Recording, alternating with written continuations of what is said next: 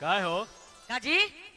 लिट्टी लेखा मुंह काहे कइले बाड़ू काहे न करम काहे एकदम रुआ निर्दयी बनी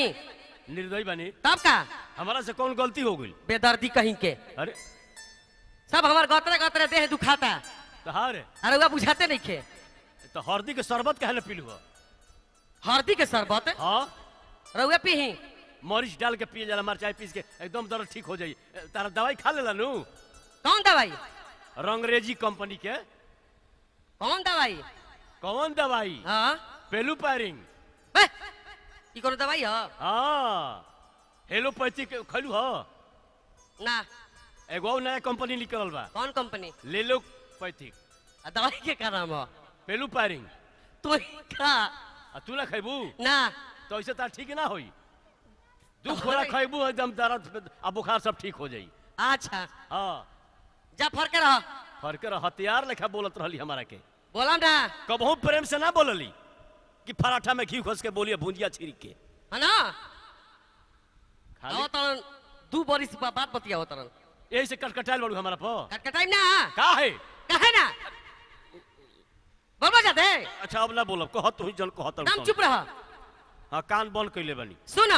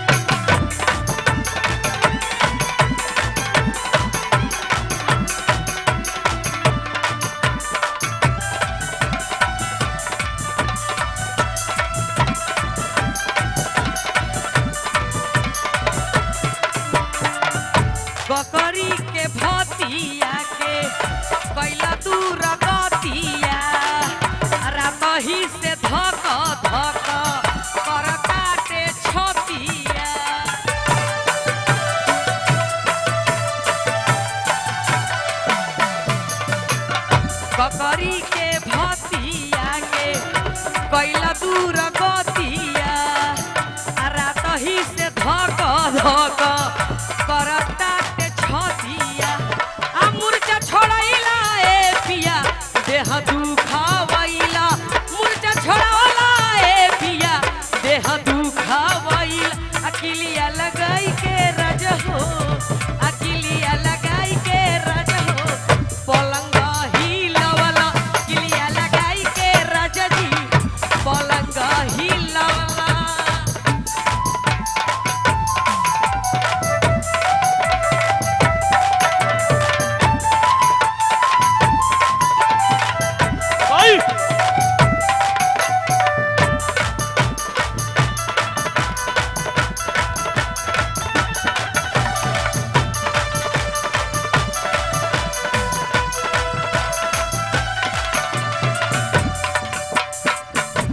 पिया सोनी नहीं